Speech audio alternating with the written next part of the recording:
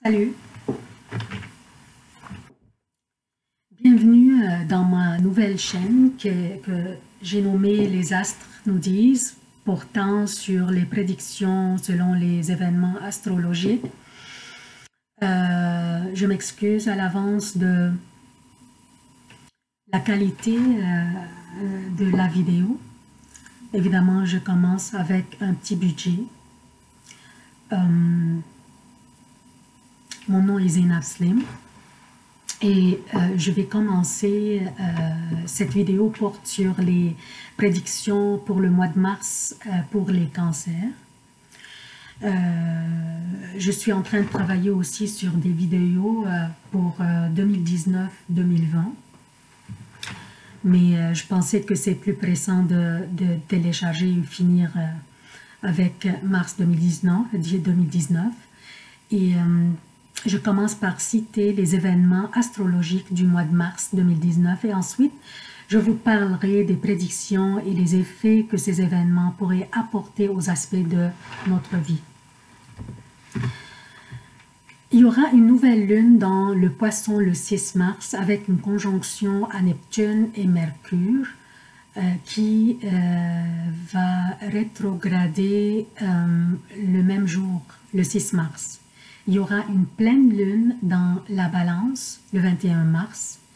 Le Soleil est dans le Poisson jusqu'au 21 mars. Ensuite, il se déplace vers le Bélier.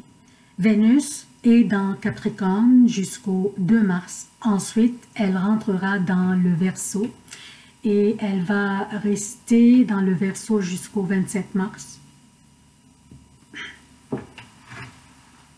Puis, elle va rentrer dans le Poisson. Mars est dans le Taureau jusqu'au 31 mars. Mars, la planète Mars. Ensuite, il rentrera dans les Gémeaux.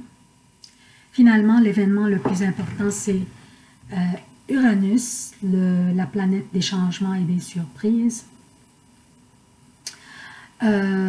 Qui est présentement dans le Bélier, il transitera le 6 mars dans le Taureau. Et il va y rester pour 7 ans. Pourquoi le dernier événement, l'affaire d'Uranus qui rentre dans le Taureau, est si important? Le fait que Uranus, qui représente les surprises et les changements, rentre dans le Taureau, qui est gouverné par Vénus. Uranus ici va forcer le réveil de tous les aspects que représente Vénus dans notre vie. Alors, quels sont ces aspects? Vénus représente l'amour, pas juste l'amour intime ou l'amour, les relations amoureuses, non. L'amour en général, l'amour du soi, l'amour des conjoints, des parents, des enfants, ou même l'amour des amis. Donc, toutes les relations interpersonnelles en général. Il représente aussi la joie. En fait, elle représente Vénus, on parle de Vénus toujours, elle représente la joie, les mérites, la beauté, la sensualité, le charme, le plaisir, le sens artistique et la sociabilité. C'est elle qui détermine notre comportement amoureux et influence notre vie sentimentale. Alors, Uranus va réveiller et altérer la manière dont nous nous aimons et dont nous aimons les autres. Il va nous rendre conscients des vraies valeurs dans notre vie, que ce soit la valeur de l'argent, de l'amour, de la famille et des personnes qui nous entourent en général. Il va réveiller l'amour inconditionnel en nous. Mais il faut faire attention à ne pas devenir possessif dans nos relations. Aussi, Uranus va nous changer la manière dont nous voyons les choses qui nous rendent heureux dans la vie. Même la manière dont nous mangeons ou la nourriture ou tout genre de consommation alimentaire que nous faisons rentrer dans nos corps. Ainsi que la manière dont nous nous habillons même. Nous allons remarquer ces changements d'ici 7 ans, la durée de la présence d'Uranus dans le Taureau. Cela coïncide avec la naissance de la nouvelle lune dans le Poisson, la maison où Vénus s'épanouit. Hein? Vous avez remarqué, je pense, Vénus se répète un peu partout. Donc, la nouvelle lune dans le Poisson, la maison où Vénus s'épanouit, va avoir lieu le 6 mars. En plus, la pleine lune aura lieu plus tard en mars, dans la Balance, un autre signe gouverné par Vénus. Et encore là, les influences de Vénus vont être renforcées plus encore et plus prononcées. Nous verrons encore plus matures au niveau de nos relations interpersonnelles et de la manière dont nous verrons les choses. Ça, c'est en général. Donc maintenant, pour les cancers, qu'est-ce que cela signifie? Qu'est-ce que ces événements signifient pour vous? D'abord, je tiens à vous informer que ces prédictions s'appliquent plutôt sur les personnes dont le signe ascendant est cancer. Calculez votre signe ascendant selon votre date, heure et lieu de naissance. Ces 3 facteurs déterminent votre ascendant. Les personnes dont le signe solaire est le cancer pourraient en profiter aussi.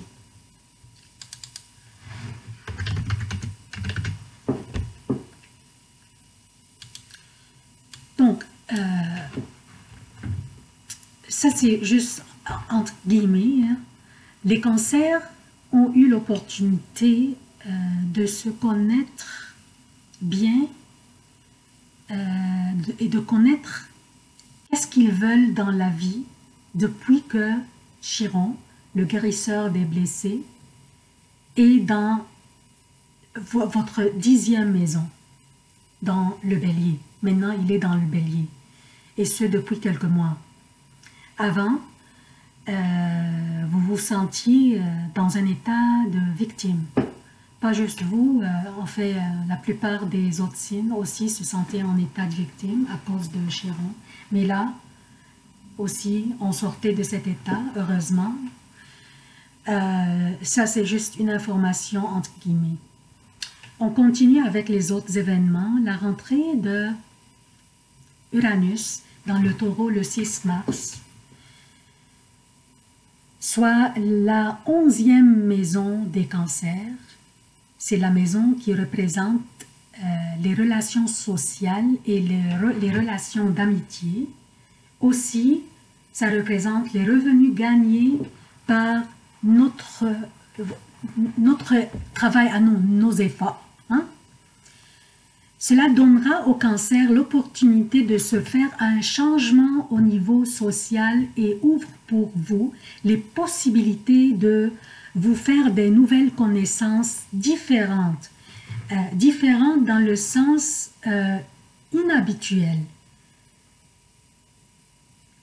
de ce que vous avez connu auparavant. Donc, vous serez même surpris que vous avez pu faire ces connaissances.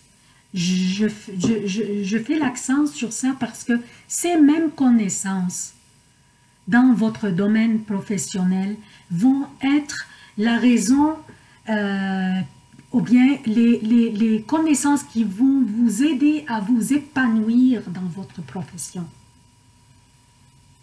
Donc, ça c'est quelque chose de très important. Ce sont ces connaissances qui vont vous aider dans votre domaine professionnel. Ça c'est grâce à Uranus dans le Taureau, hein, dans votre 11e maison. Donc, durant ce mois, Vénus est dans le Verseau jusqu'au le 26 mars. Le Verseau, qui est votre 8e maison, la maison qui représente les revenus partagés et les revenus en provenance des autres. vu que Uranus entre dans le Taureau, gouverné par Vénus, et que Vénus existe dans la 8e maison du Cancer, il y a une grande possibilité que le Cancer obtienne un support financier provenant d'autres personnes. Exemple, succession, héritage, conjoint ou même un gain de loterie. Qui sait? Prenez un billet, c'est pas cher.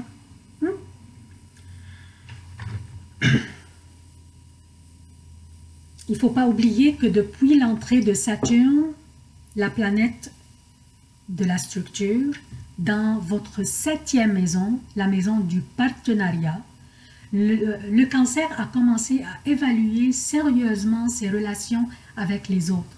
Le Cancer sait bien qu'il ne peut pas avoir des relations avec des gens qui pourraient prendre avantage de lui. Saturne est là pour vous surveiller et vous faire apprendre une leçon dure si vous ne preniez pas au sérieux cette tâche de choisir vos connaissances. On vient de parler des connaissances qui vont vous aider. C'est pourquoi aussi il faut choisir les connaissances. On niaise pas avec Saturne, the great teacher. À propos de la naissance de la nouvelle lune dans le Poisson, votre 9e maison, combinée à la rétrogradation de Mercure dans cette même maison, la période de rétrogradation est du 5 au 28 mars. Rappelez-vous de ces dates. La 9e maison étant la maison où le Cancer interagit avec des gens de l'extérieur de son entourage. Cela aidera les Cancers qui travaillent dans la publication, les médias, ou bien les auteurs, les blogueurs. Cette rétrogradation de Mercure combinée à la nouvelle lune dans le Poisson, dans le Poisson, votre 9e maison, et Mercure étant le gouverneur de votre 12e maison, cela vous donne l'opportunité de revoir des anciennes relations d'amitié qui pourraient vous aider à avancer au niveau professionnel. Vous voyez comment ça se répète, le même sujet, comme si c'est renforcé partout. À ne pas oublier que Jupiter, qui est dans votre 6e maison, qui représente la vie quotidienne et la routine dans votre vie, Jupiter dans cette maison rend le Cancer confortable dans son environnement professionnel et l'aide à aimer son travail qui fait partie importante de sa routine. Donc, Jupiter est dans votre maison de la routine, de la vie quotidienne, pour vous aider à aimer cette routine et à aimer votre profession, à aimer ce que vous faites. Ça, c'est bien aussi, c'est une bonne nouvelle. La pleine lune dans votre 4e maison, qui représente la famille, la résidence, les parents et même les possessions, comme la voiture, les meubles, les peintures, etc. Si les Cancers amorçaient des procédures relatives à leur résidence, leur famille, leurs possessions, etc., la pleine lune signifie que les Cancers commenceront à voir les résultats de ces procédures. Donc, c'est ça, voilà Cancer, voilà, c'est tout ce que j'ai pour vous. Si vous avez des questions, n'hésitez pas à écrire vos commentaires, écrire dans les commentaires vos questions. Aussi, attendez-vous à des nouvelles vidéos qui vont être téléchargées sur les prédictions de 2019-2020.